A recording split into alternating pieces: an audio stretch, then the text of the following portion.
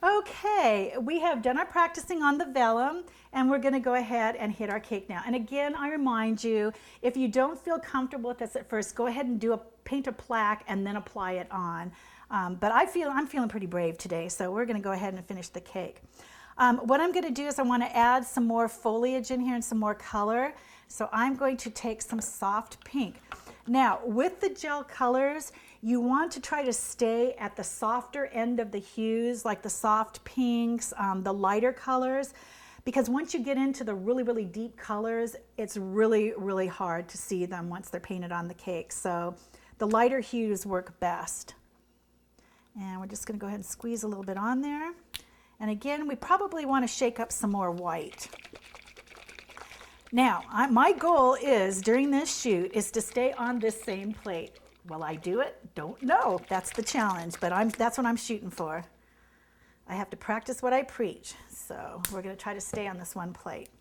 Okay, again, we're going to pick up some white, and we're going to pick up some of the soft pink, and I'm going to take a piece of practice paper too. I don't like to do this strictly on the cake, so I just cut these vellum. I buy it on the big tablet, and then I just cut them down into squares like this. So I know this is going to work, so let's see. I'll start putting some friendly little bushes in here.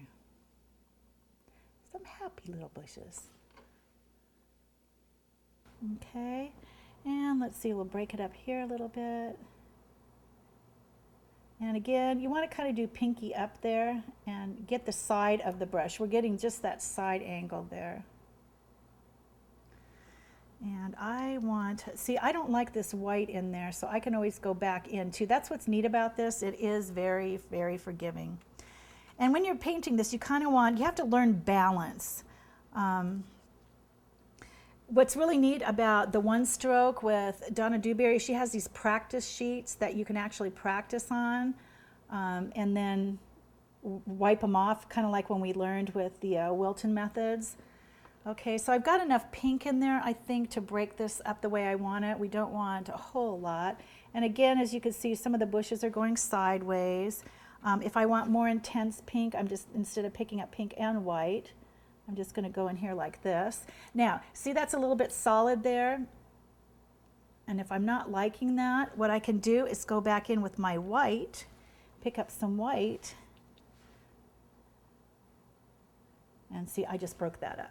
So you have control. I mean, if the paint goes down not exactly the way you want it, you have the control to go back in there and change it. I'm just telling you, please don't be afraid of this. Once you get this down, this is one of the greatest joys ever in my life. You know what?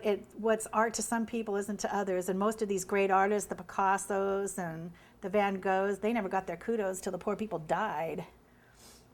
So what I'm saying is again, art is subjective. Okay, see how that's breaking that up? I can go back in again, and you don't want to work with, rule of thumb is no more than 3 to 5 colors. Any more colors than that and it becomes way too busy unless you're telling a specific story with it. So again, rule of thumb, 3 to 5 colors. So let's add a little bit more in here. Okay. And I'm kind of liking the way that looks, except I want to bring in some gold now. So we're going to clean off this brush. And again, I've just created all of this just using this scruffy brush and the little spouncing. And you want to dry that off as much as possible. And again, I'm going to spread that open with my fingers. Now, by the end of this cake, I usually have paint under my nose. I have painted a mustache on myself. And as you can see, my hands are all marked up. But there couldn't be anybody happier than I am. Just make sure you wipe your face before you go outside.